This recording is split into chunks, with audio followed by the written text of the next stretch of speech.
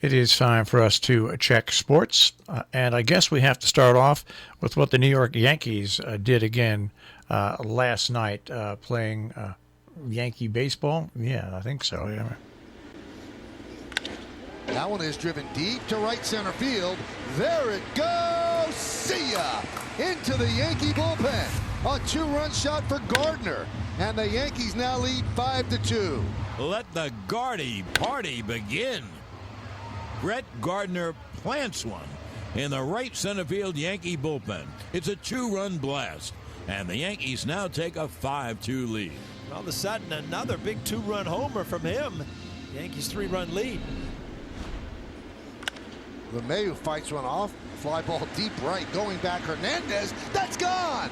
Oh my, how did that get out? A home run for LeMahieu, and it's 6-2 Yankees as they go back-to-back. David John makes long gone.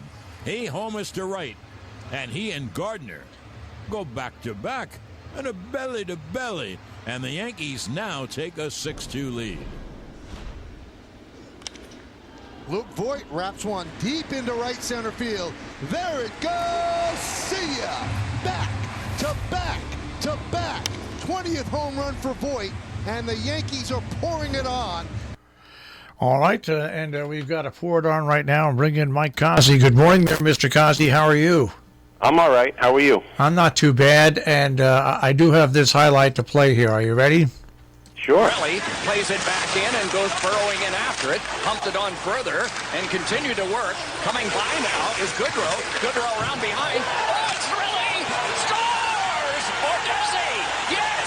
Cirelli has scored in overtime, and the Tampa Bay Lightning are going to the Stanley Cup Finals. OT Stanley Cup Finals, not in the cards for the Islanders this year. Yeah, I watched the whole game. It was a good game.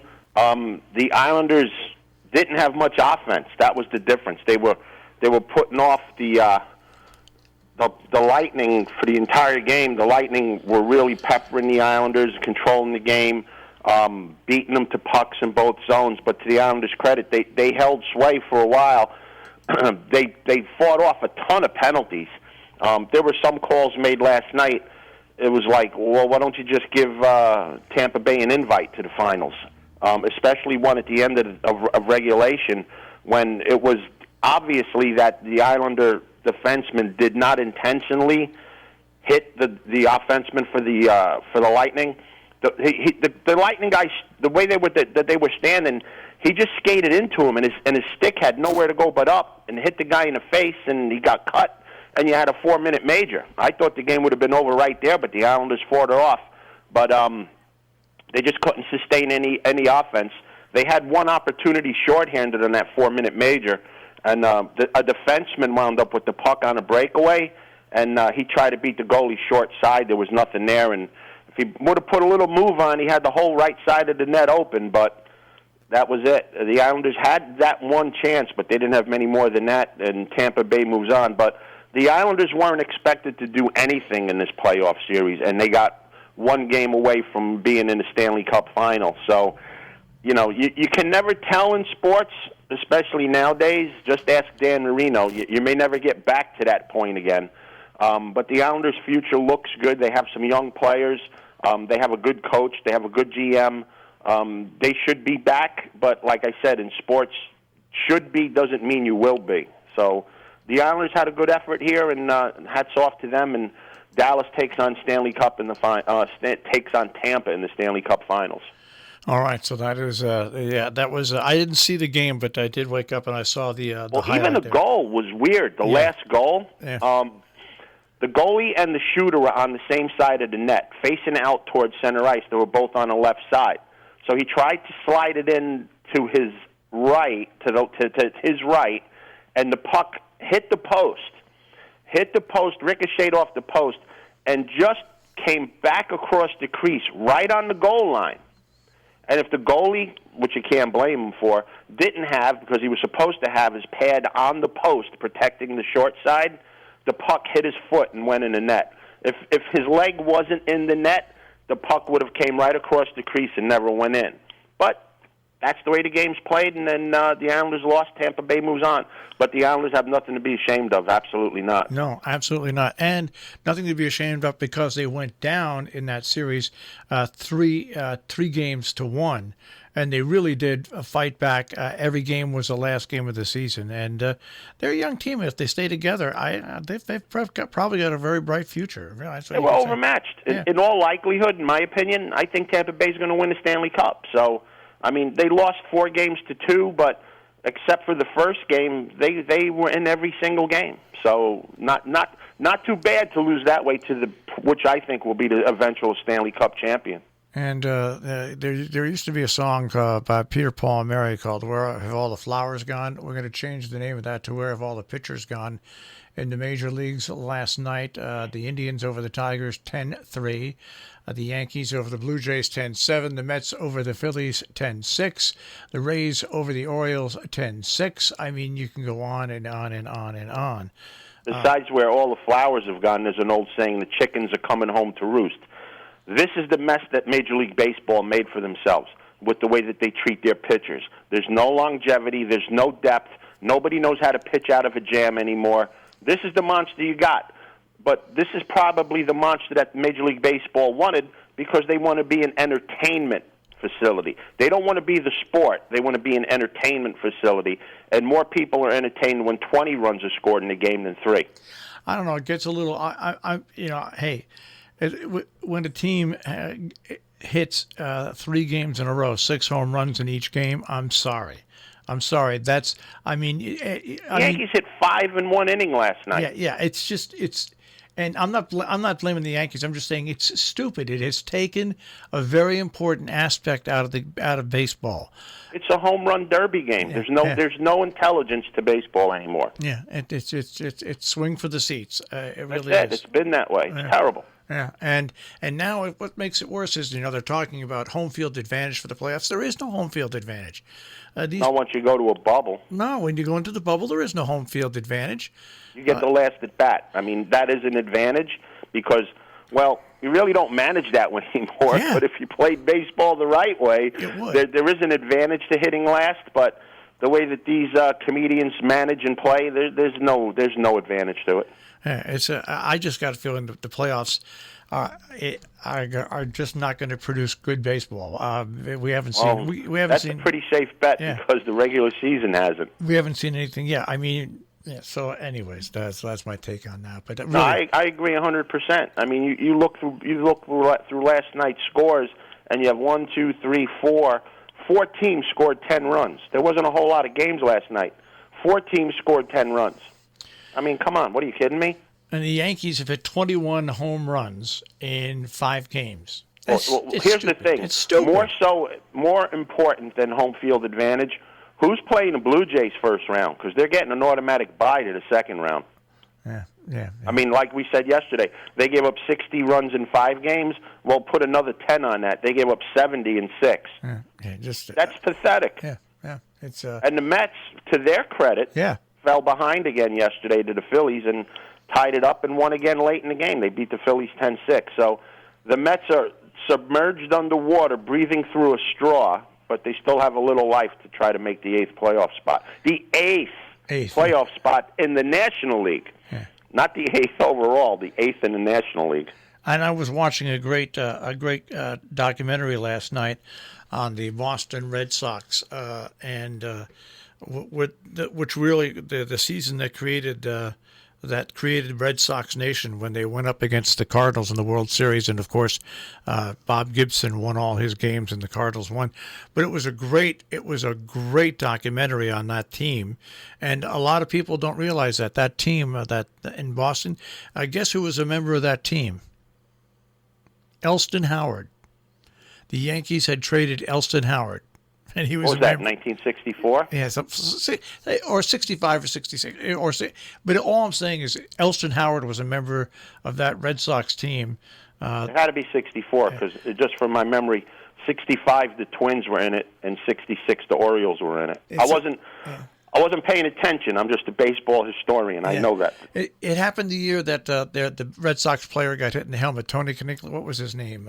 Kanicki, Billy Conigliaro. Yeah, I think it was Billy and not Tony. But that's the year it happened. One of the brothers. Yeah, that's the year it happened when he got hit in the head with a pitch. And but really, it was a great documentary. And if you want to see some incredible baseball and some incredible pitching, look up that documentary because it's all over. You the can place. go to any one of them. I mean, you can go to the Mets World Series in '69. The Mets pitching was outstanding. And just you go to the Detroit and St. Louis World Series.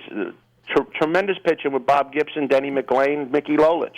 I mean, you can go to a lot of World Series and see great pitching. You just can't go to any recently. And what was great about that is not only was Bob Gibson great in that series, and Jim Lomberg was a pitcher for the Red Sox. Jim Lomberg, and he had a great postseason, and he had to go up against Bob Gibson in the final game, which, as he was saying during the show, which was a death sentence. And a lot of people may not know. Steve Carlton was a Cardinal, and he got traded to the Phillies. And Steve Carlton's a Hall of Fame pitcher, and he got traded to the Phillies. Who did the Cardinals trade for Steve? Who did the Phillies trade for Steve Carlton? Who? I don't know either. It must have been a bad trade, huh? Yeah, you would think so. All right. Speaking about bad, Cleveland beat Cincinnati 35-30 last night. So, who did I pick? You lost. I won. You picked first. You took Cincinnati. So, being I couldn't get to the litter box in time, I just took Cleveland just to be different, and I won. All right. So maybe we should do that every day. So we go to the NFL for this weekend. Yep. And let me roll off my 3 picks here. Okay. I'm going to take L.A. Over. Which L.A.? The Rams. The Rams over Philadelphia. I don't know who's playing where anymore. I'm going to take the Rams over Philadelphia. Uh-huh. I'm going to take the 49ers over the Jets. And I'm going to take Green Bay over Detroit. All right. Well, the litter box gave me San Francisco, Green Bay, and Tennessee. All right. So we agree on 2, and we separate one on the third one. All right. See how good the cat does. All right. Any racing to talk about? Yeah, we got one up in Woodbine, the Woodbine Mile, which has changed names many times, the Addo Mile, the Woodbine Mile. All I know, it's the big 1 mile grass race up at Woodbine in the fall. And it's not a bad race this year. The field's not as big as it was. There's only 8 in here. But I really like War of Will in this race. Earlier this year, War of Will won the Maker's Mark, and, well, it wasn't that much earlier. It's usually April. This year it was only July. Won the Maker's Mark at Keeneland, going the flat mile. This horse is still training well for Maurkice Pouncey at Churchill Downs. Dropped the bull at work on September 5th, going 59-1 for 5 furlongs on the dirt. That doesn't mean anything. This horse had run on the dirt prior, but this horse does have a decent turf record, and if you won the Maker's Mark mile against 10 horses, you're a pretty darn good horse. So my pick in this race is going to be the 10-horse War of Will. Another horse I'm going to use in here, Chad Brown, ships north of the border. Hopefully he can bring his vet with him. We're going to use the 7 Value Proposition underneath. And another horse that we're going to use up there, which is kind of a horse for course, is going to be the 4-horse Star Jubilee. This horse has 13 starts at Woodbine, has 6 wins, hit the board 9 times. This horse has run a mile, does run decently at the mile with 5 wins coming, 5 of 18 lifetime wins coming at the mile distance. This is a mare running against boys, however. So we're gonna take a shot with the mare to run second. So we're gonna go with the 8 on top, and we're gonna go with the 4 and 7 underneath in the what do they call it this year? The Rico Woodbine Mile. All right. Now, when does the Preakness come up? I think it's the first weekend in October, the opening weekend of Keeneland. So we're probably going to have the Masters in golf and the Preakness back to back on weekends, totally out of. When's the Masters? I think the Masters is coming up in 2 weeks. I think they changed the name of that yet? No. I'm sure that's coming. They'll never change the name of that. They'll never. Never say never. Not in today's world. They'll never change the name of the Masters. Just like they don't allow golf fans in, they allow patrons in. Patrons, you have to be a patron if you go. What's that? What's the difference? I don't know. A patron is a paying customer, correct? Yeah. So what's the difference between that and a fan that pays to get in? I don't know. But They have to be related to a golfer? they're patrons. They're not fans. They're patrons. So is that? I'm being serious. Is that just their way of getting around it? I mean, no, there is no difference. It's their way of making it sound a little classier. Oh my gosh. But okay, anyway. so then I guess the people that they allow to watch the NFL, they should call them aficionados, maybe. Right? No thugs. No, those are the guys on the field. All right. Hey, one thing I have to say. Have you seen the Subway commercials with Bill Belichick? No. They're funny. Haven't. They're funny. They're very good. He makes fun of himself and other people too, but they're funny. I give him some credit. They're very, very funny. And he'll probably end up having the last laugh this season again anyway.